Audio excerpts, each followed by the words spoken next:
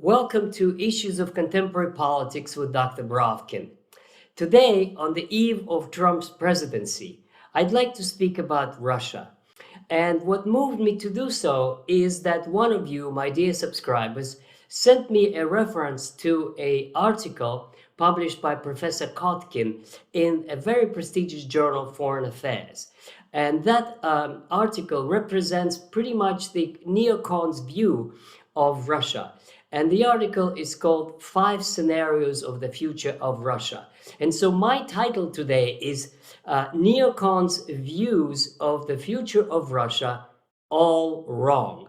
So what I'll try to show the arguments proposed by Professor Kotkin and why all of them are wrong, and then I will suggest what I think the future of Russia is likely to be.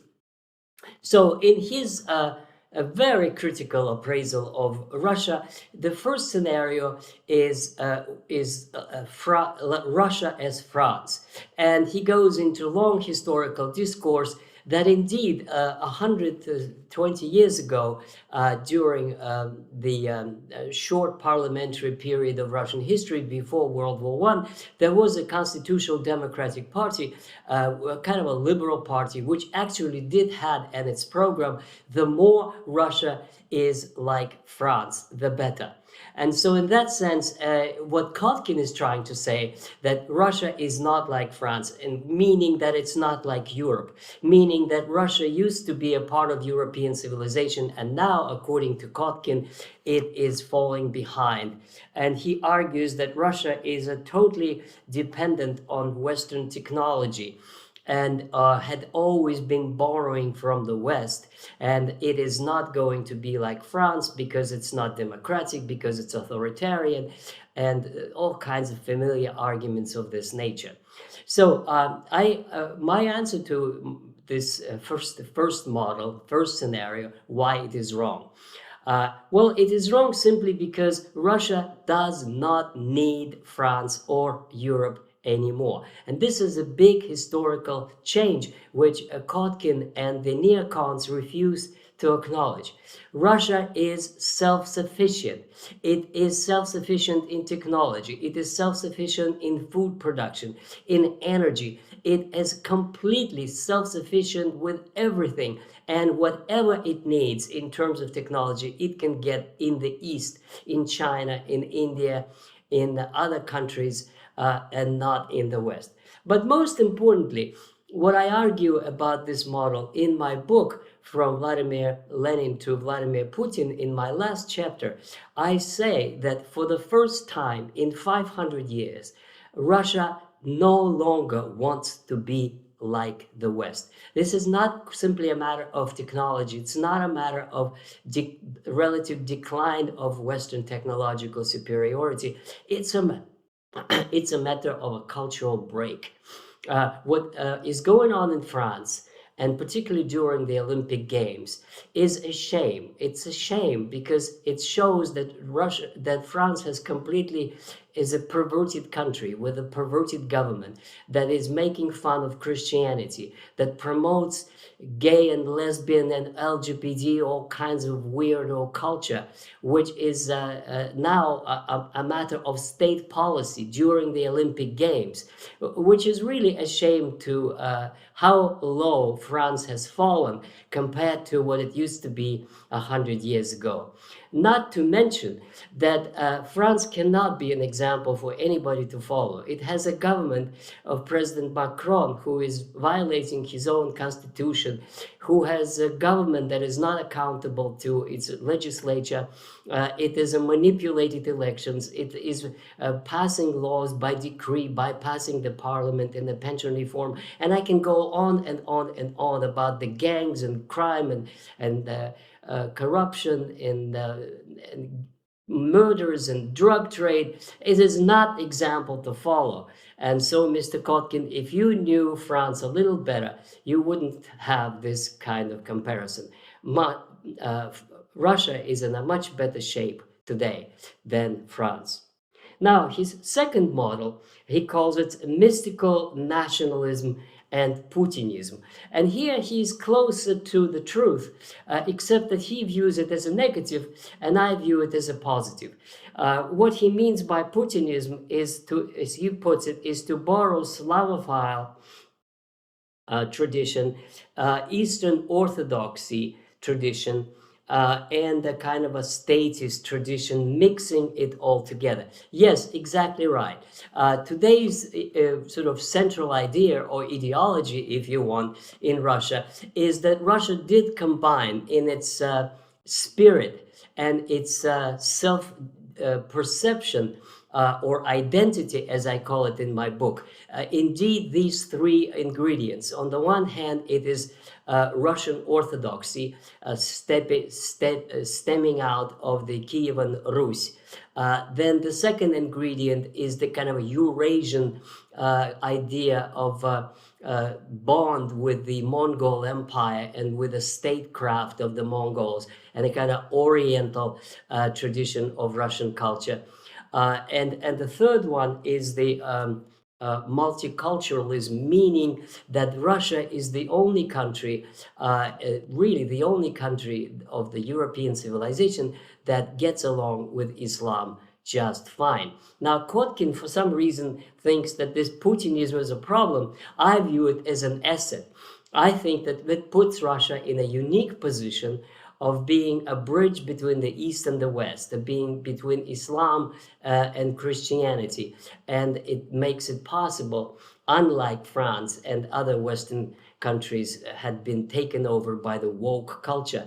Russia is becoming a kind of a symbol and a banner of traditional values and family and religion and fatherland and so on, compared to the decaying West. Now, this is model number 2. Now, model number 3 is the Russia as a vassal and vassal of China. And so here he goes into this argument that Russia is totally dependent on China, that China is so much more superior, that Russia is becoming kind of an annex to China.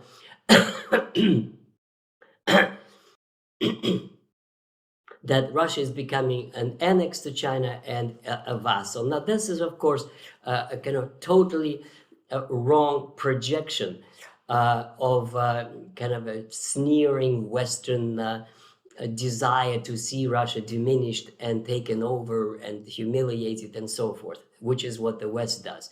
Now, Russian-Chinese relationship is not that of a vassal to a master. Because Russia is independent of China. It is self-sufficient in energy, it's self-sufficient in technology, it has superior weaponry, it has pretty much a mutual dependence relationship with China, which is nothing close to being that of a vassal, because a vassal is somebody who is controlled and whose foreign policy is directed and controlled by somebody else, such as Germany and the United States. That Germany cannot dare to have its own foreign policy, although it could try, but so far it hasn't. And now Russian foreign policy is not dependent on that of China. It is coordinated with China. They have a mutually shared goals in it, but certainly not that of a vassal. Now, the next model, which is number 3, is Russia as North Korea. That's even more detached from reality, Mr. Kotkin.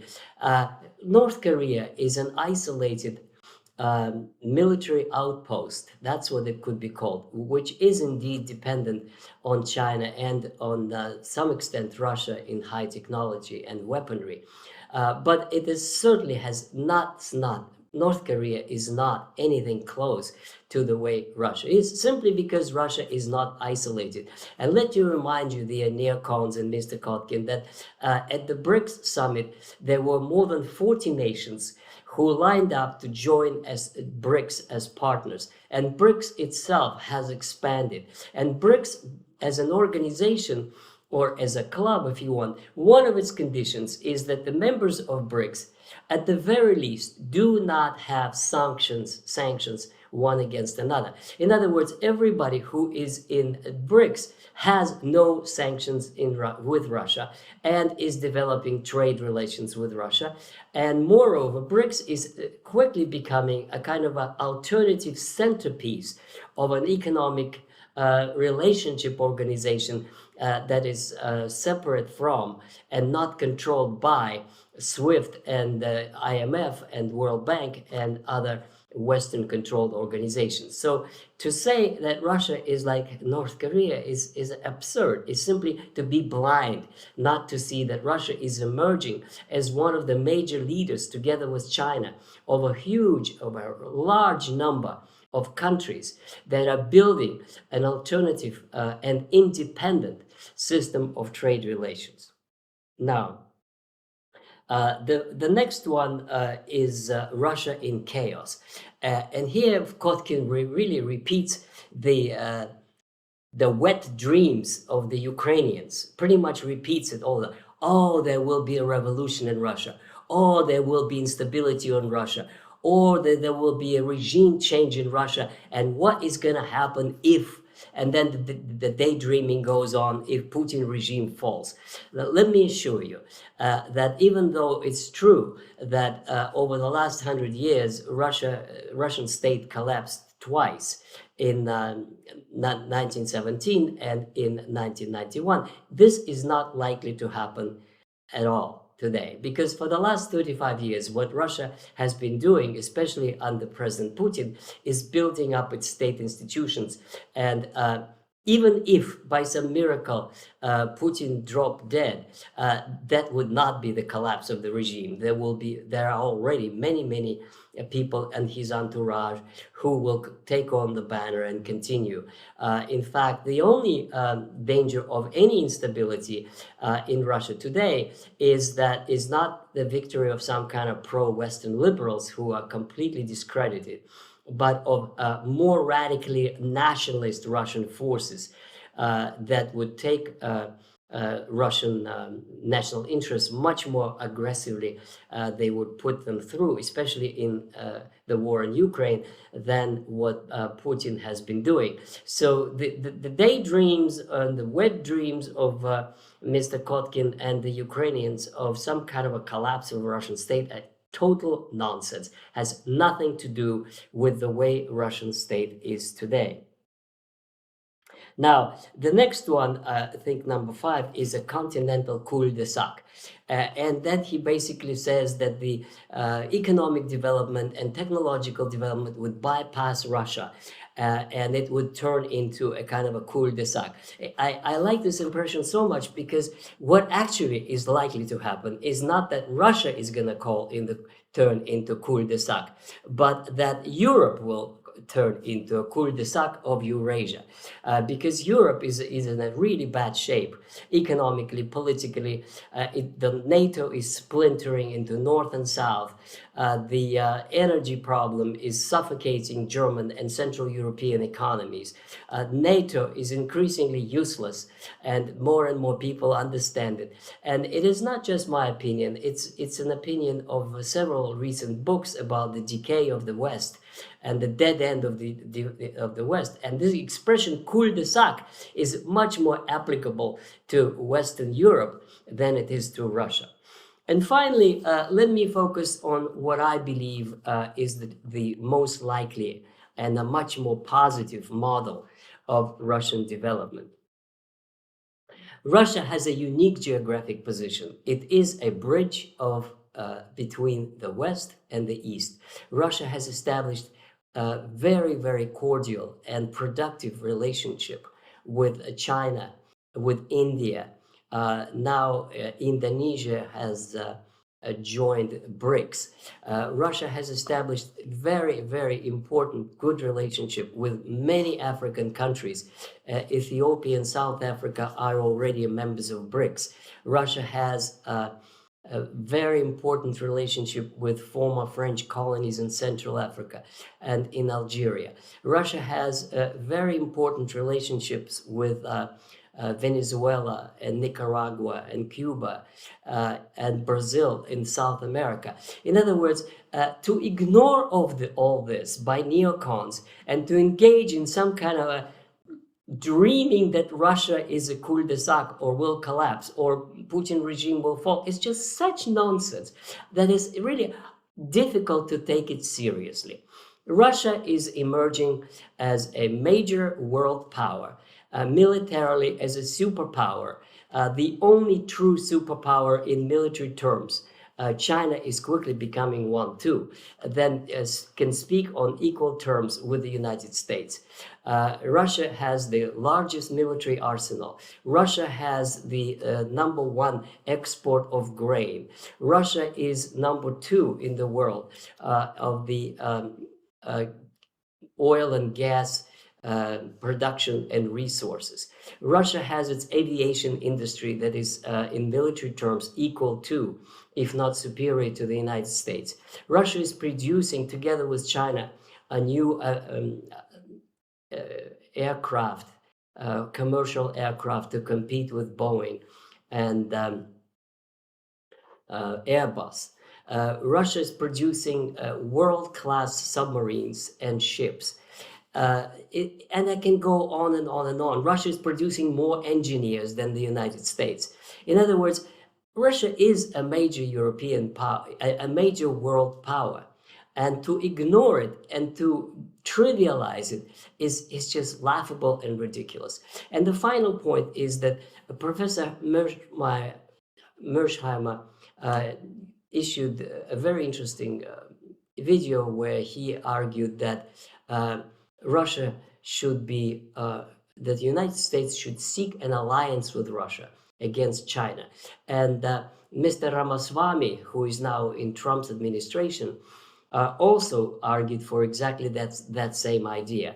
And there are more voices in Trump's camp and Trump himself, remember, in his first term, he said several times, wouldn't that be nice to get along with Russia?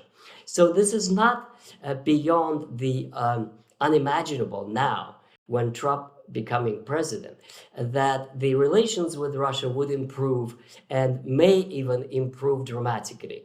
I do not think Russia would abandon China in the alliance with the United States, but Russia, and this is my key point, Russia may indeed emerge as a centerpiece in world affairs, being a bridge between the United States and China, between the bridge between Europe and China, with the new trade routes that are going through its territory, and with the peace in Ukraine that might come with the new treaties signed, I hope, within the foreseeable future. Russia's future is bright.